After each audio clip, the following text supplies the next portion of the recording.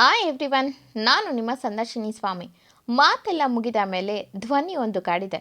ಕಥೆಯ ಮುಂದುವರಿದ ಭಾಗ.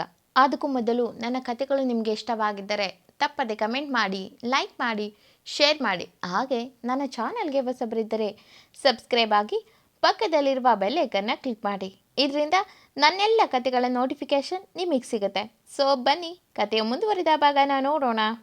ಎಪಿಸೋಡ್ 25. ಇಂದಿನ ಸಂಚಿಕೆಯಲ್ಲಿ ಭವಿಷ್ಯ ಭುವನ್ ಕೊಟ್ಟ ಡೈಮಂಡ್ ಸೆಟ್ನ ವಾಪಸ್ ಕೊಟ್ಟು ನನಗೆ ತಂದಿದ್ದ ವಸ್ತು ಬೇರೆಯವರು ತಗೊಂಡ್ರೆ ವಾಪಸ್ ಅದನ್ನು ನಾನು ಮುಟ್ಟಲ್ಲ ಎಂದಳು. ಮುಂದೆ ಭುವನ್ ಭವಿಷ್ಯ ಏನು ಹೇಳಲು ಹೊರಟಿದ್ದಾಳೆ ಎನ್ನುವ ಸ್ವಲ್ಪ ಸೂಚನೆಯೂ ಇಲ್ಲ.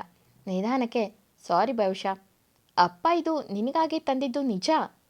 ಆದರೆ ಅಮ್ಮ ಇದನ್ನು ನಿನಗೆ ಕೊಡದೆ ಮಾಯಗೆ ಕೊಡಲು ಇಟ್ಟಿದ್ರು. ಅದು ನಿನಗೆ ಗೊತ್ತಿಲ್ಲ ಅಂದ್ಕೊಂಡಿದ್ದೆ, ಸಾರಿ ಎಂದ ತಲೆ ತಗ್ಸಿ. ತಕ್ಷಣ ಭವಿಷ್ಯ, ಮಾವಯ್ಯ ಅವತ್ತು ನನ್ನ ಸೊಸೆಗೆ ತಂದಿದ್ದು ಅವಳಿಗೆ ಕೊಡೋಕ್ಕೆ ನಾನು ಒಪ್ಪಲ್ಲ ಎಂದು ಕಿತ್ಕೊಳ್ಳೋಕ್ಕೆ ನೋಡುವಾಗ ಅತ್ತೆಯವರ ಕೈಯಿಂದ ಕಿತ್ಕೊಂಡು ಮಾವಯ್ಯನನ್ನ ಕೆಳಗೆ ತಳ್ಳಿದ್ದು ನಾನು ನೋಡಿದ್ದೀನಿ ಎಂದು ದೊಡ್ಡ ಉಸಿರು ಬಿಟ್ಟು, ಅದು ಬಿಡಿ, ನನ್ನ ಪಾಲಿಗೆ ಬೆಲೆನೇ ಕಟ್ಟೋಕೆ ಆಗದಿರೋ ಮಾವಯ್ಯನೇ ಇಲ್ಲ ಎಂದ ಮೇಲೆ ಅವರು ಕೊಡಿಸಿದ್ದಂಥ ಇಂಥ ಡೈಮಂಡ್, ಗೋಲ್ಡ್ ಅವೆಲ್ಲ ನನಗೆ ಮಣ್ಣಿಗೆ ಸಮ ಎಂದು ದುಃಖದಲ್ಲಿ ಮೂಗೆಳೆದು ಅವನ ಕೈಯಲ್ಲಿ ಕೊಟ್ಟು, ಅದರ ಅವಶ್ಯಕತೆ ನನಗಿಲ್ಲ ಎಂದಳು. ಭುವನ್ ಪ್ಲೀಸ್ ಎಂದ ರಿಕ್ವೆಸ್ಟ್ ಮಾಡುತ್ತರ. ಭವಿಷ್ಯ ತನ್ನ ಎಡಗೈಯಲ್ಲಿ ಹಿಡಿದಿದ್ದಂಥ ಕೆಲವು ಪೇಪರ್ಗಳನ್ನು ಅವನ ಕೈಯಲ್ಲಿ ಕೊಟ್ಲು. ಭುವನ್ ಅದನ್ನು ನೋಡಿ ಎಂದು ಕನ್ಫ್ಯೂಸ್ನಲ್ಲೇ ಒಂದೊಂದೇ ಪೇಪರ್ನ ತೆಗೆದು ನೋಡ್ದ.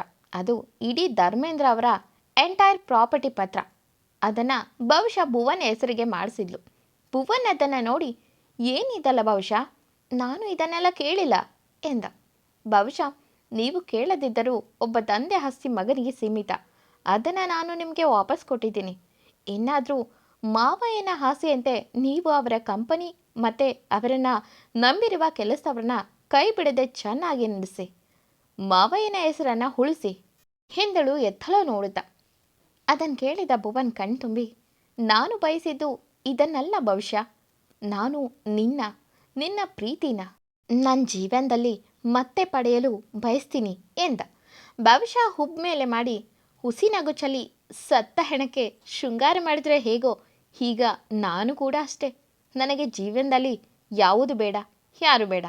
ನನ್ನ ಜೀವನದಲ್ಲಿ ಯಾರು ಕೇಳಿ ಬರಲಿಲ್ಲ, ಹಾಗೆ ಹೇಳಿ ಹೋಗಲಿಲ್ಲ, ಇನ್ಕ್ಲೂಡಿಂಗ್ ಯು ಆಲ್ಸೋ ಎಂದಳು ಗಂಭೀರವಾಗಿ. ಭವಿಷ್ಯಳ ಕಟುವಾದ ಮಾತು ಕೇಳಿದ ಭುವನ್ ಭವಿಷ್ಯ ಮುಂದೆ ನಿಂತು, ಹಾಗೇಳ್ಬೇಡ ಭವಿಷ್ಯ, ನಾನು ಮಾಡಿದ್ದು ತಪ್ಪು ಅಂತ ಗೊತ್ತು, ಬಟ್ ನಾನು ಮಾಡಿದ ತಪ್ಪನ್ನು ಸರಿ ಮಾಡ್ಕೊಳ್ಳೋಕ್ಕೆ ಒಂದು ಅವಕಾಶ ಕೊಟ್ಟು ನೋಡು ಭವಿಷ್ಯ. ಅಪ್ಪನಿಗೂ ನೀನು ನಮ್ಮ ಮನೆ ತುಂಬಬೇಕು ಅನ್ನೋದೇ ಅವರ ಆಸೆ. ನೀನು ಹೇಳ್ದಂತೆ ನಿಮ್ಮ ಮಾವಯ್ಯ ಆಸೆ ಪಟ್ಟಿದ್ದು ನೀನು ನನ್ನ ಜೊತೆಗೆ ಜೀವನ ಪೂರ್ತಿ ಖುಷಿಯಾಗಿರಲಿ ಅಂತ ಎಂದ ಗಂಟಲು ತುಂಬಿ.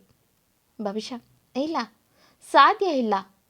ನನ್ನ ಮಾವಯ್ಯನ ಜೊತೆಗೆ ಈ ಒಂದು ಆಸೆ ಕೂಡ ಬೆಂಕಿಯಲ್ಲಿ ಹುರಿದು ಬೂದಿ ಆಯಿತು. ಇನ್ನು ಮಾವಯ್ಯನ ಥರ ಅದರ ನೆನಪು ಮಾತ್ರ ಅಷ್ಟೇ ಎಂದಳು. ಭುವನ್ ತನ್ನ ಕಣ್ಣೀರನ್ನು ಒರೆಸ್ಕೊಂಡು, ನಿನಗೆ ನನ್ನ ಮೇಲೆ ನಂಬಿಕೆ ಇಲ್ವಾ ಭವಿಷ್ಯ ಎಂದ. ಭವಿಷ್ಯ, ನಂಬಿಕೆ? ಯಾವ ನಂಬಿಕೆ? ನಾನು ನನ್ನ ಜೀವನದಲ್ಲಿ ನಂಬಿಕೆ ಅನ್ನೋ ಪದನ ಗುಂಡೆ ತೆಗೆದು ಮಣ್ಣು ಮುಚ್ಚಿ ತುಂಬ ದಿನಗಳೇ ಆಯಿತು. ನನ್ನ ಜೀವನದಲ್ಲಿ ನಾನು ಕಳೆದುಕೊಂಡವರ ನೆನಪುಗಳು ಮತ್ತೆ ನನ್ನ ಮಹಾದೇವ ಇಷ್ಟೇ ನನಗೆ ಸಾಕು. ಜೀವನ ಅನ್ನೋದು ಅರಿಯೋ ನೀರಿನ ಥರ. ಇನ್ನೂ ಕಾಲ ಮಿಂಚಿಲ್ಲ. ನೀವು ಒಂದೊಳ್ಳೆ ಹುಡುಗಿನ ನೋಡಿ ಮದುವೆ ಆಗಿ ಅತ್ತೇನಾದರೂ ಚೆನ್ನಾಗಿ ನೋಡ್ಕೊಳ್ಳಿ. ಇದ್ದಾಗ ಅವರ ಬೆಲೆ ಖಂಡಿತ ಗೊತ್ತಾಗಲ್ಲ. ಅವರು ಸಿಗದಷ್ಟು ದೂರ ಹೋದಾಗಲೇ ಅವರ ಕನಸುಗಳು ನಮ್ಮನ್ನು ಕಾಡುದು ಎಂದು ಮುಂದೆ ಹೆಜ್ಜೆ ಇಟ್ಲು. ಆದರೆ ಭುವನ್ ಅವಳ ಕೈ ಹಿಡಿದು, ಭವಿಷ್ಯ ಪ್ಲೀಸ್, ನಮ್ಮ ಅಪ್ಪನ ಕಳ್ಕೊಂಡಿದ್ದೀನಿ, ಬಟ್ ಅವರ ಕನಸನ್ನು ಉಳಿಸ್ಕೊಳ್ಳೋಕ್ಕೆ ನಾನು ಯಾವಾಗಲೂ ಪ್ರಯತ್ನ ಮಾಡುತ್ತಲೇ ಇರ್ತೇನೆ, ಇದು ಸತ್ಯ ಎಂದು ಅವಳು ಕೊಟ್ಟಂಥ ಪೇಪರ್ಗಳನ್ನು ಅವಳ ಕೈಗೆ ವಾಪಸ್ ಕೊಟ್ಟು, ನಾನು ಅಷ್ಟೇ, ನನ್ನದಲ್ಲದ ವಸ್ತುಗಾಗಲಿ ಪ್ರೀತಿಗಾಗಲಿ ಆಸೆ ಪಡಲ್ಲ. ಈ ಆಸ್ತಿ ನಂದಲ್ಲ, ಬಟ್ ಅಪ್ಪ ನನಗಾಗಿ ಕೊಟ್ಟಿದ್ದು ನಿನ್ನ ಮಾತ್ರ. ನೀನು ನನ್ನೋಳು ಅನ್ನೋ ಕನಸಲ್ಲೇ ಬದುಕ್ತೀನಿ. ನಿನ್ನ ಮನಸ್ಸು ಯಾವಾಗ ನನ್ನ ಕ್ಷಮಿಸಿ ನನಗೊಂದು ಬದುಕು ಕೊಡಬೇಕು ಅನಿಸುತ್ತೋ ಆಗ ನೀನು ನನಗೆ ಒಂದು ಮೆಸೇಜ್ ಮಾಡು. ಅಲ್ಲಿಯವರೆಗೂ ಪ್ರತಿದಿನ ಪ್ರತಿ ಕ್ಷಣ ನಿನಗಾಗಿ ಕಾಯ್ತಿರ್ತೀನಿ ಎಂದ. ಬಹುಶಃ ಹಿಂದೆ ತಿರುಗಿ ನೋಡಿ ಅವನು ಕೊಟ್ಟ ಪೇಪರ್ ಅವನು ಮುಂದೆ ಹಿಡಿದು, ನೀವು ನಿಜವಾಗಲೂ ಬದಲಾಗಿದ್ದೀರಾ ಅಂದರೆ ಮೊದಲು ಮಾವಯ್ಯನ ಕನಸಾದ ಕಂಪನಿನ ಚೆನ್ನಾಗಿ ನೋಡ್ಕೊಳ್ಳಿ. ನಿಮ್ಮ ಕರ್ತವ್ಯದಲ್ಲೇ ಮಾವಯ್ಯ ಇರ್ತಾರೆ. ಅವರ ಖುಷಿನೇ ನನ್ನ ಖುಷಿ ಎಂದಳು. ಭುವನ್ ಅವಳನ್ನೇ ದೀರ್ಘವಾಗಿ ನೋಡುತ್ತಾ, ನಾನು ನೀನು ಹೇಳ್ದಂತೆ ಟಾಪ್ ಒನ್ನಲ್ಲಿ ನಮ್ಮ ಕಂಪನಿಯನ್ನು ಬೆಳೆಸಿದ್ರೆ ನೀನು ನನ್ನ ಆಸೆ ಕನಸನ್ನು ಈಡೇರಿಸ್ತೀಯಾ ಎಂದ. ಬಹುಶಃ ಕತ್ತಾಡಿಸಿ, ನನ್ನ ಜೀವನ ಈಗ ನನ್ನದಲ್ಲ. ನಾನು ನಿಮ್ಮಿಂದ ಹೊರಗೋದ ಮೇಲೆ ದೇವರ ಇಚ್ಛೆ ಎಂದು ಬದುಕು ಹೋದ ಕಡೆ ಬಿಟ್ಟಿದ್ದೀನಿ. ಎಲ್ಲಿಗೆ ಆ ದೇವರು ನನ್ನ ಕರೆದುಕೊಂಡು ಹೋಗ್ತಾನೋ ಅಲ್ಲಿಗೆ ನಾನು ಹೋಗ್ತೀನಿ ಎಂದಳು. ಭುವನ್, ಓಕೆ, ಅಕಸ್ಮಾತ್ ಆ ನಿನ್ನ ಮಹಾದೇವ ನಿನ್ನ ಜೊತೆ ಮಾಡಲು ಇಚ್ಛಿಸ್ತಾನೆ ಅಂದರೆ ನೀನು ನನ್ನ ಒಪ್ಕೊಳ್ತೀಯಾ ಅಂದ. ಬಹುಶಃ ಒಮ್ಮೆ ನಿಟ್ಟುಸಿರು ಬಿಟ್ಟು, ವ್ಯರ್ಥ ಪ್ರಯತ್ನ ಎಂದು ನೋಡೋಣ. ಆ ದೇವರು ಮತ್ತೊಮ್ಮೆ ಅದನ್ನೇ ನನ್ನ ಹಣೆಯಲ್ಲಿ ಬರೆದಿದ್ರೆ ಅದನ್ನು ತಪ್ಪಿಸೋಕೆ ನಾನು ಯಾರು ಎಂದಳು. ಬಹುಶಃ ಮನದಲ್ಲೇ ನನ್ನ ಜೀವನ ನಿಮ್ಮ ಜೊತೆಗಿಲ್ಲ ಎಂದು ದೇವರು ನನ್ನ ಮನಸ್ಸಿಗೆ ತುಂಬ ಚೆನ್ನಾಗಿ ತಿಳಿಸಿದ್ದಾನೆ ಭುವನ್. ನಿಮ್ಮ ಜೊತೆಗೆ ಎಷ್ಟು ದಿನ ಕಳೆದಿದ್ದೀನಿ ಎಂದು ನಿಮ್ಮ ಮೇಲೆ ಮೊದಲಿನ ಭಾವನೆ ಮೂಡಲೇ ಇಲ್ಲ. ಮೊದಲು ನೀವು ನನ್ನ ಜೊತೆ ಮಾತಾಡಿದ್ರೆ ಮೂಡುತ್ತಿದ್ದಂಥ ಪುಳಕ ಹೀಗಿಲ್ಲ. ನೀವಿಲ್ಲದೆ ಎಲ್ಲಿರಲಿ ಹೇಗಿರಲಿ ಎನ್ನುತ್ತಿದ್ದವಳಿಗೆ ಮಹಾದೇವ ನೀನು ಬದುಕಬಹುದು ಎಂದು ಜೀವನ ಮಾಡೋಕೆ ಧೈರ್ಯ ತುಂಬಿದ್ದಾನೆ ಎಂದು ಮನಸ್ಸನ್ನು ನಿರಾಳ ಮಾಡಿಕೊಂಡ್ಳು. ಬಹುಶಃ ಭುವನ್ ಕಡೆ ತಿರುಗಿ, ನೀವು ಹೊರಡಿ, ಲೇಟ್ ಆಗುತ್ತೆ ಎಂದಳು. ಭುವನ್ಗೆ ಹೋಗುವ ಮನಸ್ಸಿಲ್ಲ. ಹೃದಯ ತುಂಬ ಭಾರ ಆಗಿತ್ತು. ಯಾಕೋ ಒಂಟಿಯಾಗಿ ಅಳಬೇಕು ಅನ್ನಿಸ್ತಿತ್ತು. ಒಮ್ಮೆ ಭವಿಷ್ಯ ಕಡೆ ನೋಡಿ, ನೀನು 1 ವಾರ ಮುಗಿದ ಮೇಲೆ ಇಲ್ಲಿಂದ ಬಿಡುವಾಗ ಹೇಳು, ನಾನು ಕರ್ಕೊಂಡು ಹೋಗೋಕ್ಕೆ ಬರ್ತೀನಿ ಎಂದ. ಭವಿಷ್ಯ, ಬೇಡ, ನಾನು ಅಲ್ಲಿಗೆ ವಾಪಸ್ ಬರಲ್ಲ ಎಂದಳು. ಭುವನ್ ತಕ್ಷಣ ಆತಂಕದಲ್ಲಿ, ಅಂದರೆ ಎಲ್ಲೋಗ್ತೀಯಾ ಎಂದ. ಭವಿಷ್ಯ, ಇಲ್ಲಿಗೆ ಬರೋದು ನನ್ನ ಇಚ್ಛೆ.